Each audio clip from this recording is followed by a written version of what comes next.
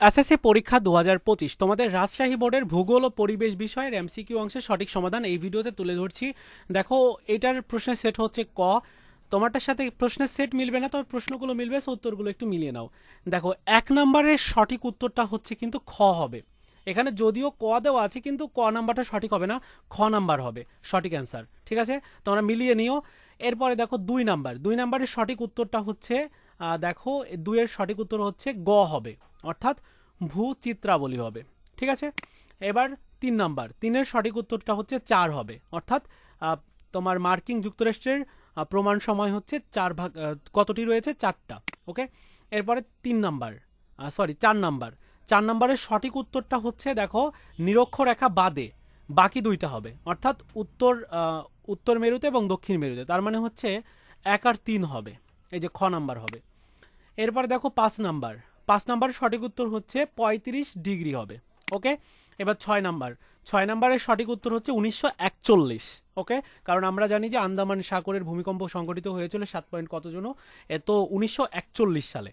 এরপরে দেখো 7 নাম্বার, 7 নাম্বারটা হচ্ছে ক নাম্বার হবে। ঠিক আছে, এরপর 8 নাম্বার, 8-এর সঠিক উত্তর হচ্ছে তোমার হুগলি নদী হবে। এখানে তোমার ভাগীরথী নদীর অপর নাম হচ্ছে গঙ্গা। গঙ্গা তো বাংলাদেশে পদ্মা নদী হিসাবে পরিচিত। তো এই 2টার মধ্যে সঠিক উত্তর কোনটা তোমরা একটু জানিয়ে দিও। আমার তো যতটুকু মনে হচ্ছে হুগলি নদী হবে, যাই হোক পদ্মা নদীও হতে পারে।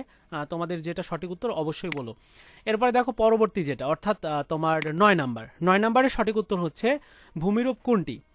এইটার সঠিক উত্তর হচ্ছে এই যে খ নাম্বার হবে, মধুপুর ও ভাওয়ালগড়। এটার তোমার আয়তন হচ্ছে 4103। ঠিক আছে, এরপরে দেখো 10 নাম্বার, 10 নাম্বারের সঠিক উত্তরটা হচ্ছে এইটা হবে, ক নাম্বার হবে, অর্থাৎ ভূমি খুবই উর্বর হবে। ঠিক আছে, এরপরে 11 নাম্বার, 11 নাম্বারের সঠিক উত্তরটা হচ্ছে দেখো, এটা হচ্ছে উপসাগর হবে, সরি উপসাগর, অর্থাৎ ক নাম্বার হবে। 12 নাম্বার, 12 নাম্বারের সঠিক উত্তরটা হচ্ছে তোমার দেখতে পাচ্ছ যে ঘ নাম্বার হবে, ঘ নাম্বারই হবে। 13 নাম্বারের সঠিক উত্তর হচ্ছে ঘ। 14 নাম্বারের সঠিক উত্তর হচ্ছে ইউরোপ, গ নাম্বার হবে।